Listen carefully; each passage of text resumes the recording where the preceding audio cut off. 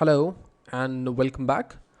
I am Rohit, and in this video, we'll check out another way of executing interactive commands through Paramiko. In the previous video, we saw how we could execute an interactive command using ssh.exec command function, and we passed all the parameters needed by that command using stdin.write. So you can see a program on your screen. So what we'll try to do right now is basically we'll try to execute a simple command and try to read the output. And if you can notice that this is not an interactive command, so let's see what happens when we execute this command. Cool. We got the output and we have been able to print that output on the screen, right? If we can go back to the program, let's see what we did is we connected to the router. And basically you can connect to any device. You can connect to a Unix box. You can connect to any device that supports SSH connections. And we executed this command. We read the output from stdout stream, and we printed that output on screen. So this was a command that was not interactive. Let's see what happens when we execute an interactive command here. So let's go back to our old command, copy TFTP to flash, right? So this one is interactive command, right?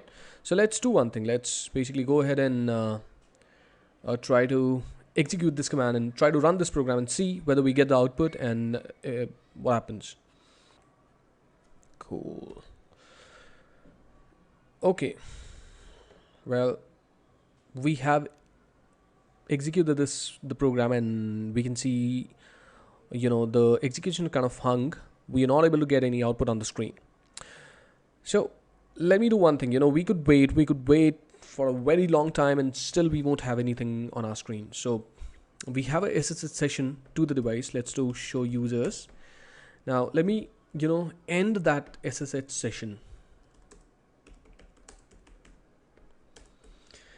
and once I do that, notice what will happen.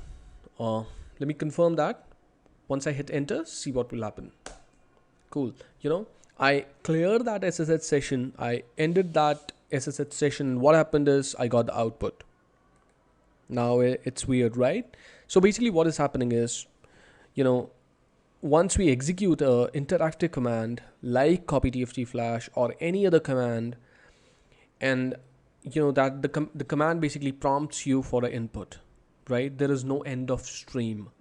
So if the stdout read lines doesn't detect an end of stream, it allows for you to it allows for the program to read more data, because the data it thinks that data hasn't finished, and that is correct, right? Because the program execution of the command hasn't finished yet. It's basically asking us for an input. We do not provide an input, so that goes. It basically hangs, right? So this is one issue that you could face when you try to execute interactive commands. So you could basically hard code your program to provide all the parameters using stdin.write as we saw in the previous video, right? But if there is any exception, for example, if by mistake or maybe the file is already present, the file you're trying to copy is already present on the device, the device will basically ask you whether we want to overwrite, right? That is a deviation. So basically you won't be able to read those deviations. You won't be able to read those exceptions, and your program might not work correctly, right? So you have to be very rigid with this kind of a method. There are ways you can get around this problem. I haven't tried those, so I basically use another way of executing interactive commands that is much more flexible, and we'll see that right now. So that method basically requires you to connect to the device, but we won't be using the SSH functions. For example, this execute command function to execute a command. We won't do that, right? So let me get rid of all those three statements here. So now the program basically connects to the router using SSH. So what do we want to do now is, for that we basically have to invoke shell. There is a function invoke shell. Let me try to write that statement.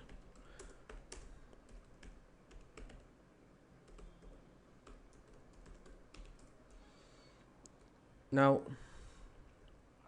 right? So basically we'll use the function invoke shell to start an interactive shell session on the SSH server, right?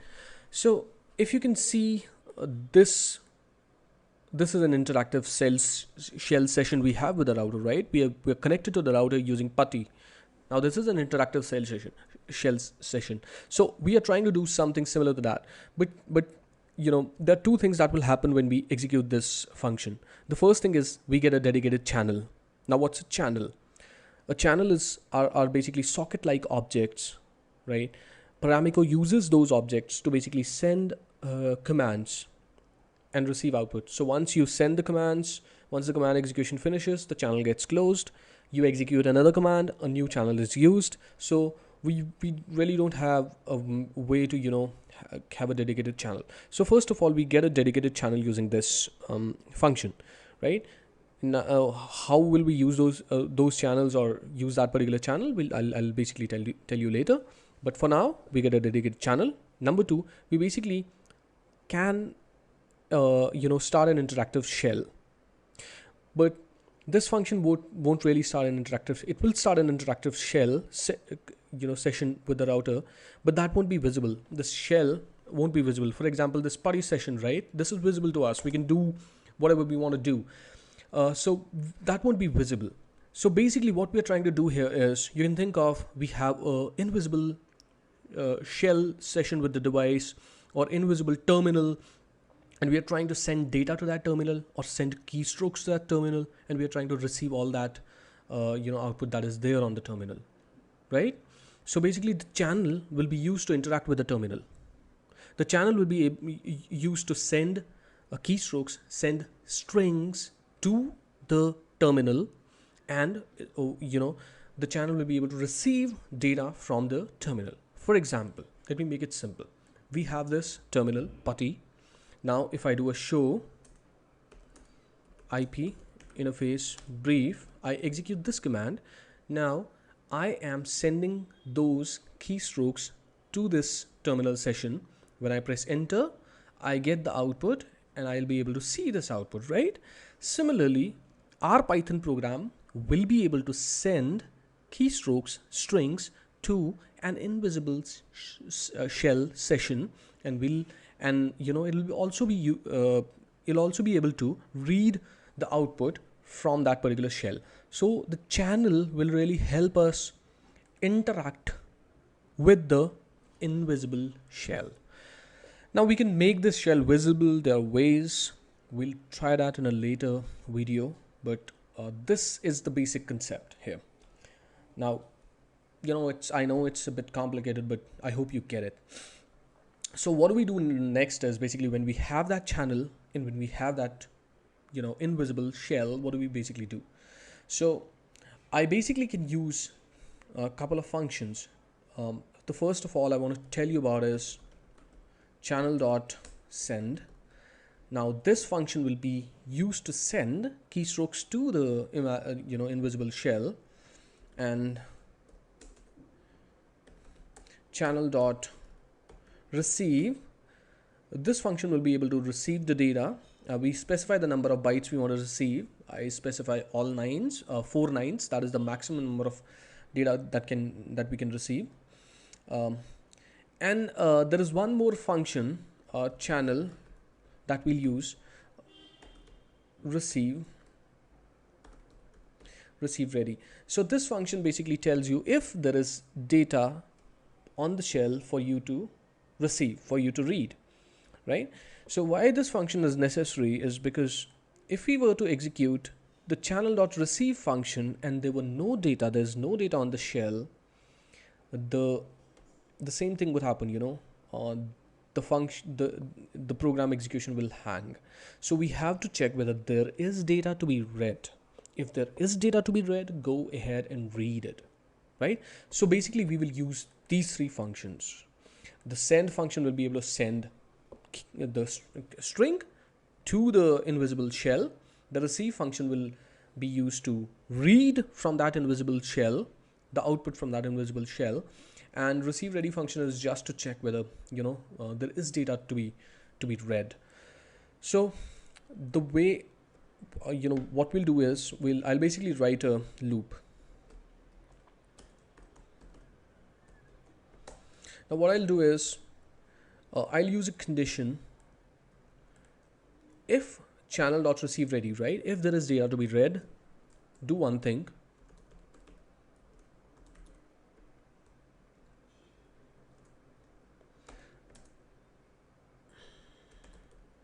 So what I want to do is I'll basically append the data to this string, channel data string. Let me do one thing. Let me initialize it in the beginning. So let me initialize a couple of variables in the beginning. Okay, right? So channel data is a string. We'll basically append all that is on the in the shell to this particular string. Now, if there is no data else, continue. Okay. So what basically will happen is if there is data to be read from the shell, go ahead, read it and append it to the channel data variable, string type variable. If there is no data, continue, right? So now you might think that this will end up in a loop, and yes, it will end up in a loop, but it's our responsibility to basically prevent this from entering in a loop. This is how I do stuff. You could use any other method that you find is good. So what I do is I'll basically use a condition here, a new condition block. I'll start a new condition block. If channel underscore data ends with the IP school hash this. So what basically is it? It means that if our channel data is ending with this prompt, so basically what does this mean is, we have the prompt, we can see the prompt, and it's good to execute commands, right? So we'll do one thing. We'll basically use the send function on channel to send the command across. Okay, channel.send, copy TFTP flash. You notice how I put a slash and a new line character. Why? This is because we are not executing commands, right? We are sending string or keystrokes to that invisible shell. So I have to specify a new line character for it. You type a command, you press an enter. I'm doing that right now. I'm basically sending the command and then an enter as well, right? So if it ends with the prompt, the device prompt, so go ahead and execute this command, and we'll write another statement. If the channel underscore data, if this string variable ends with remote host, so what it really means is, for example, it's asking us for the remote host. If we were to, let's run through this, walk through the process again. Copy TFTP flash. If I hit, it's asking me. So the channel.data, so we'll read this information from the shell, and we'll append it to this particular string variable, channel data. And if this string variable ends with host name, remote host, so we have to provide a IP address. So we'll basically send and we'll basically send this host across, and we'll also send a new line character across.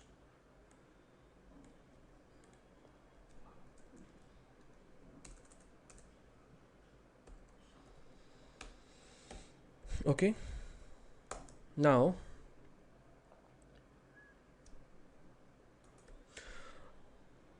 I'll put one more statement. If the channel underscore data variable ends with source file name, if it's asking us for a file name, let me again go ahead and ask that as a user input and send it across.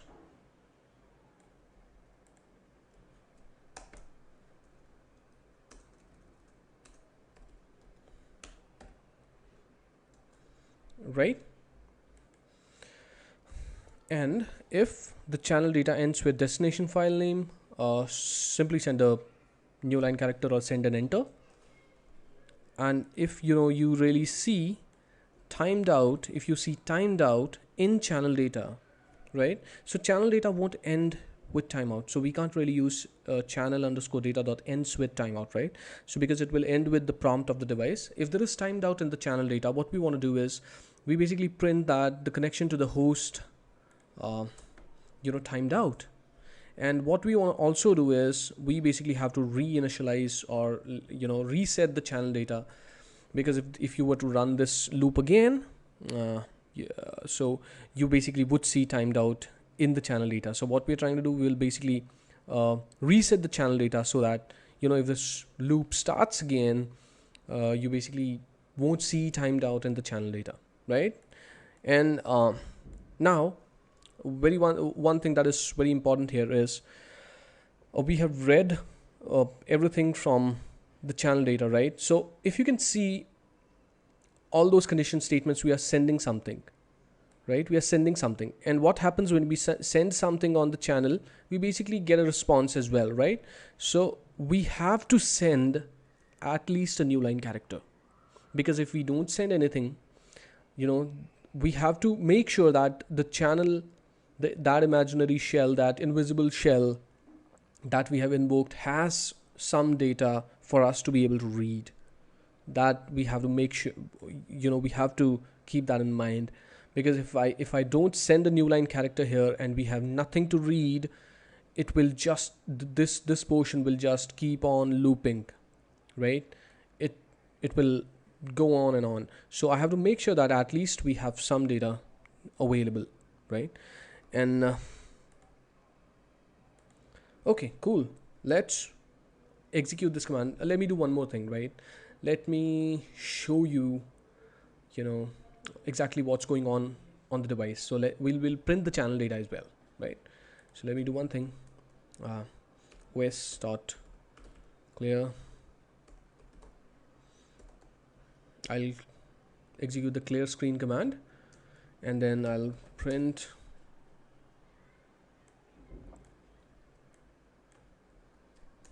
just to make it presentable.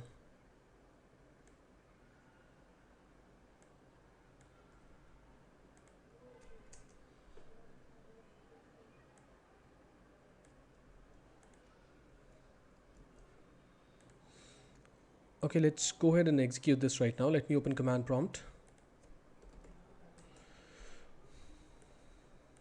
And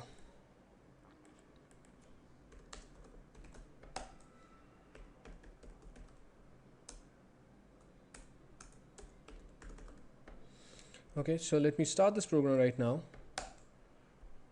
Cool. So you can see the real-time device output as well. So what did we do is we identified that the channel data is ending with IP school hash, right, in this statement, and we sent the copy TFTP flash command. Cool. And then we detected that it's asking us for a remote host, and in our program, let me go back to my program and tell you, see, we had this coded. If it really is ending, the channel data is ending with remote host, prompt us for a host IP and send that across, right? So let's see, it has identified it correctly, and let's send something. Let me send 10.10.10.10, right? Let me send this IP across. Okay, cool. You saw that. See, we are printing everything that's on the shell right now, and you can see that we were able to send that send the IP address across, right? Now again, our program has detected that the channel data ends with source file name. That means it's asking us for a file name, and let's send a file name.